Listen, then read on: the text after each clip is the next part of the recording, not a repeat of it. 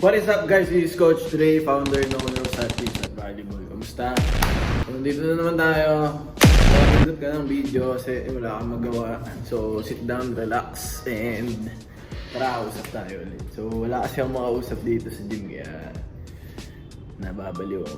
Nagiging weirdo ako eh. Kinakausap ko yung sarili ko. So might as well kausapin ko na yung camera. Kausapin na kita. So ang ating pag-uusapan today is one of the most talked about lagi sa industry ng business or entrepreneurship. Or yan, kung interested ka magnegosyo. Or kung negosyante ka na ngayon, baka may mapakinabangan ba. So, this video is for you. And if not, bounce ka na, wala akong pakialam sa'yo. Ganun lang yun, huwag mo nang pahirapan yung sarili mo. So, ang ating naman pag-uusapan ngayon is more on leadership. Yun yan.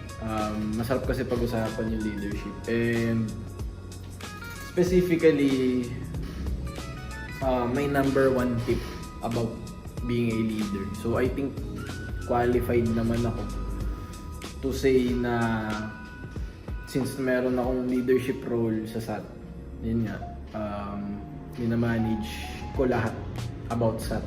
Lahat na nakikita nyo, yung coaches ng volleyball na kilalang kilala sa buong, hindi lang sa buong Muntinlupa, buong Pilipinas ata, or sa Metro Manila, minamanage ko sila. And ito rin sa SAT Gym, minamanage ko din sila. So we are all on the same level of respect. They have their own specialties, they have their own strengths as so as mine. So I think yun ay yung strength ko is to handle people or manage them. So my number one advice in managing people or leading them is numero uno para sa akin, wag mong gagawing tanga yung mga tao mo. Again ulitin ko. Wag mong gagawing tanga yung tao mo. Or wag mong iisipin na ano sila, tawag dito, clueless or mas mababa sa kung ano yung pag-unawa mo sa mundo. Kasi some, if not all, ng business owners, they tend to think na they own the world. Like, yung iba kasi pinasok tong laro na to for the sake na not serving people, not giving value to the world, not offering any value to the world, but to take what they think is theirs. So parang kuha lang ng kuha. When in fact, ang negosyo, based from my experience, is about leading people and taking care of them, guiding them, coaching them, mentoring them. And at the same time, halin-hinan yan na ikaw rin kumukuha ka din sa kanila. Kasi hindi naman po posible na lahat ng bagay ay alam mo. May mga makikita kang bagay na marunong ng isang tao na wala ka. So that is leadership. You take responsibility na parang ownership dun sa mga bagay na weaknesses mo, yung mga pagkakamali mo. And at the same time, you take responsibility rin to become competent, to become a competent leader. So going back sa leadership role, wag mong gagawin yun. Wag mong gagawin tanga yung tao. Kasi sa ngayon po mga kaibigan. Sa ngayon po, ladies and gentlemen, good news and bad news, wala na pong tangang tao. Wala na pong mangmang na basta-basta makikita mo yung walang idea how the world works or how the system works. Halos lahat po ng Gen Z or tao or yan, kaya nabanggit ko rin yung Gen Z is because this is the highest rate na parang woke yung tao, yung may idea na sila on how the world works in general. So, what I mean by wag mo silang gagawin tanga is, yun nga, may idea na sila about how the business works, how your business works, how the business works, how your business works, and what factors come into play when they are serving you and you are serving them. So, hindi na uso yung takutan. Kasi, lalo ngayon, tumaas ang rate ng what you call this, percentage ng umaalis sa kumpanya na Gen Z. Search mo sa internet, lalabas yan. Sobrang dami ng recent studies kung saan ang Gen Z or yung mga susunod pang generation, I think, is umaalis sa kumpanya nila if feel nila parang they are not being treated right or they are not being led right by their managers or their leaders, kumbaga. So, ngayon, nag-shift na po yung power dynamic na gusto ko sanang pag-usapan. Dati kasi, pag sinabing leader ka, ang akala nila, buong akala nila is boss ka. Bossing, boss, ganyan. Dapat kang katakutan. That's how we envision being the, what you call this, the alpha, the boss, the top of the hierarchy. Ngayon po, nalaman na po, ladies and gentlemen, ng lahat halos ng Gen Z, baliktad ang power dynamic. Ang leader,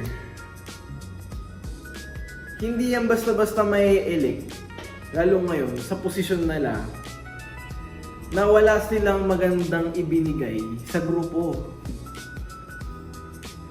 Kung hindi ka mapagkakatiwalaan na leader or ng group, hindi ka mapagkakatiwalaan ng group mo, aalisan ka niyan. Hindi na pwede ngayon yung incompetent leader. And at the same time, hindi nagagana yung scare tactics na ginagamit ng mga tao noon. Wala nang ganun kasi ngayon, pag tinakot mo ang tao, pag tinakot mo ang co-leaders mo, aalisan ka yan. Maniwala ka. Bubuo yan ang mas magandang community sa'yo. Ganoon lang yun. Kasi wala nang tangang tao ngayon. Lahat ng tao ngayon may idea na on how businesses run. On how they can become someone without needing a company or a brand to serve.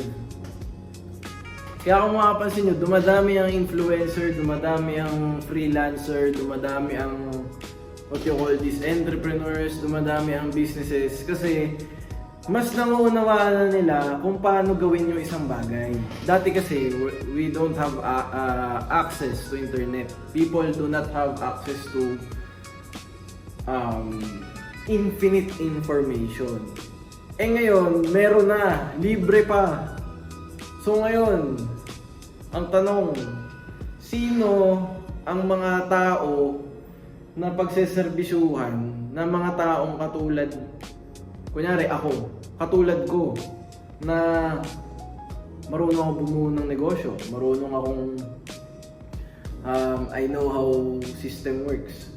So, kanino ako possibly mag-apply?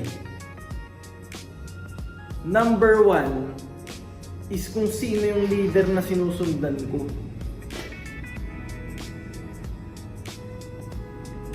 Ako lang kung sino yung leader na sinusundan ko, meron siyang qualities na gustong gusto ko.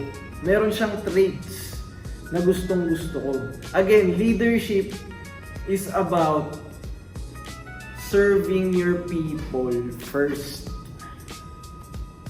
Kasi kung tingin nyo, ang leadership is eto gawin mo. Wala na akong pakialam sa'yo, basta gawin mo to, kung hindi tanggal ka. Pag ginawa mo yun ngayon, wala nang tao susunod sa'yo. Wala nang gustong mag-apply sa'yo. Baliktad na po ang mundo ngayon, ladies and gentlemen. And I was right on how I deal with them. Kasi that's how I do business with people. Kaya kung mapapansin nyo rin, yung mga sumisikat ngayon na leader, Kong, kilalang Kong, paring ay, sino pa ba? RDR Talks, Chinkitan, I don't know. But these leaders all have the same quality. They treat their co-leaders right or their partners right. If not equal, then better. That's how leadership works. Kasi kung magtitiwala ako sa isang tao